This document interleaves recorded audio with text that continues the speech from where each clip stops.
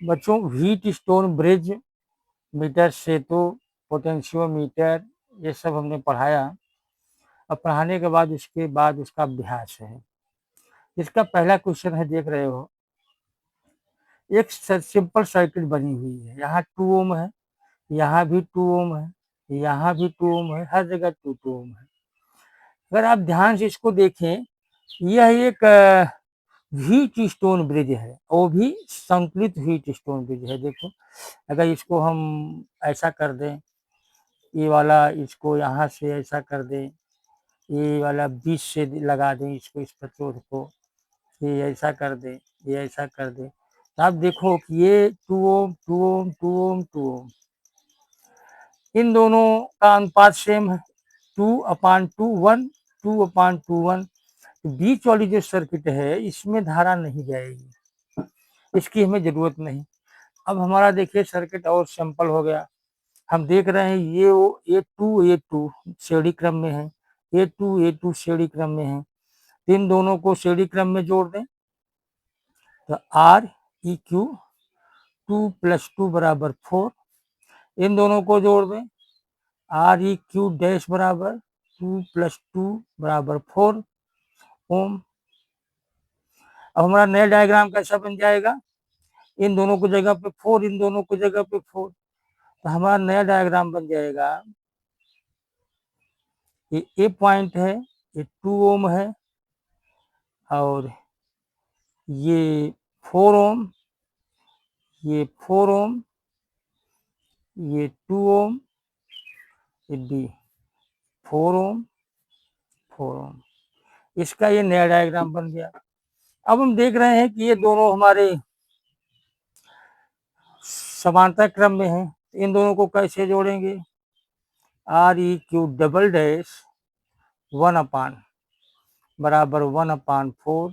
1/4, ये हो गया 4 एलसीएम, 1 + 1 = 2/4, पलट दो इसको, REQ बराबर 4/2 = 2 ओम।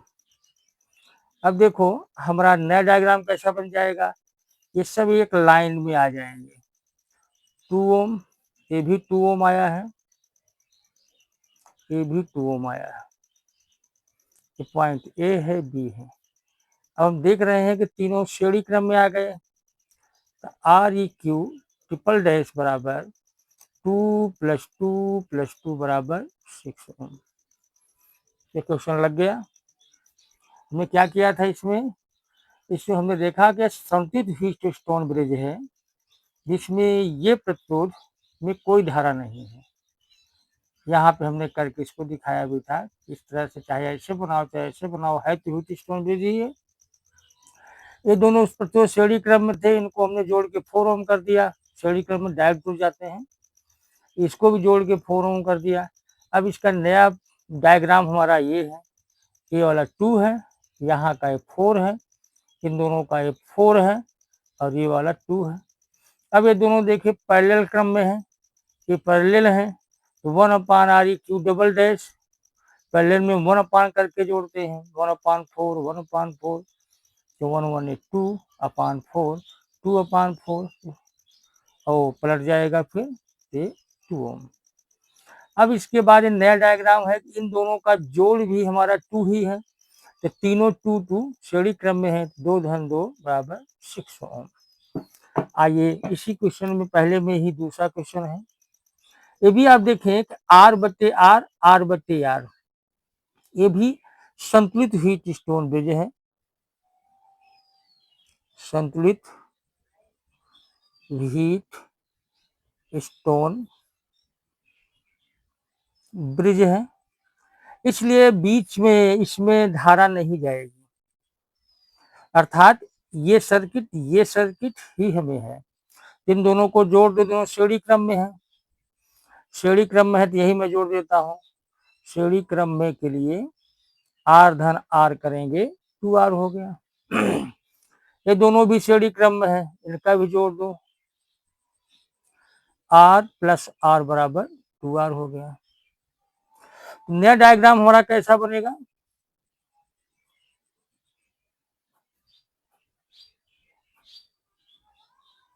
ये हमारा 2R है, ये भी हमारा 2R है, ये A है, ये B है। तो इसका ये दोनों समांतर क्रम में बनेंगे, तो जोड़ दीजिए 1/Req,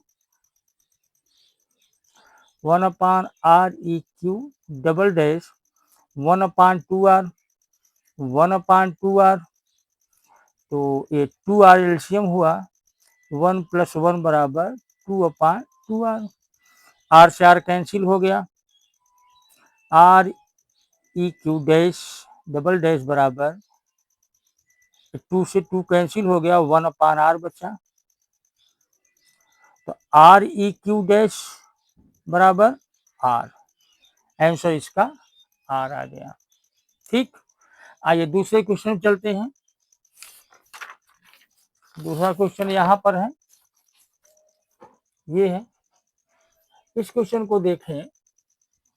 इसमें 12 ओम, 3 ओम, 20 ओम, 5 ओम, तो अगर इसमें भी हम चेक करें P/Q बराबर R/S सेट करें, इसको मान लो हम P मान लें, इसको मान लो Q मान लें, इसको मान लो R मान लें, इसको S मान लें, तो वैल्यू रखें तो 12/3 है, 20/5 है, 4/4 दोनों तरफ आया।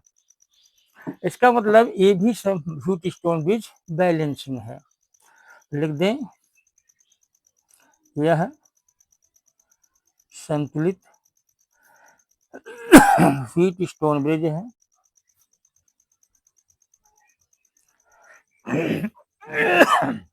संतुलित व्हीट स्टोन ब्रिज है। तो चूंकि इन दोनों का अनुपात सेम है, इसलिए 17 ओम में कोई धारा नहीं जाएगी, अर्थात इसमें कोई धारा नहीं जाएगी, जो कुछ है यही है।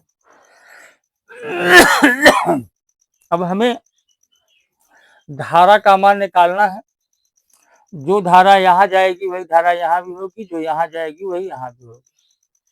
निकालने के बहुत सारे तरीके हैं, किरचॉफ लॉ का प्रयोग कर रहे हैं यहाँ पे। एक 4 एम्पीयर की धारा यहाँ से आई, हमने मान लिया कि इस तरफ आई धारा गई है, जो बचेगी इस तरफ से जाएगी, इधर 4 में से अगर आई घटा दें, जो बची वो धारा इधर से गई।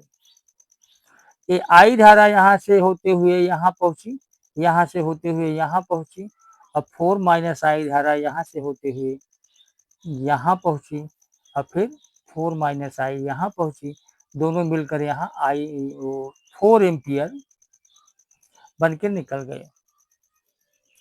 हम किरचॉफ लॉ लगाने के लिए ये वाला लूप ले ले रहे हैं, ये लूप, क्योंकि इसी में हमको चाहिए ही।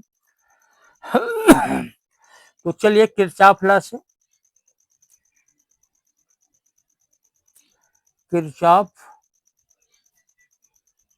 के द्वितीय नियम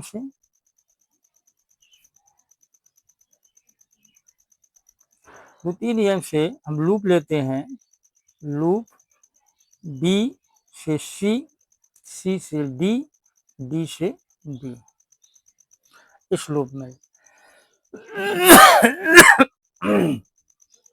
यहां से चले हम धारा की दिशा में, तो -3i, यहां पहुंचे इसकी विपरीत दिशा में, प्लस 4 - आई × 5, प्रतिरोध धारा का गुणा।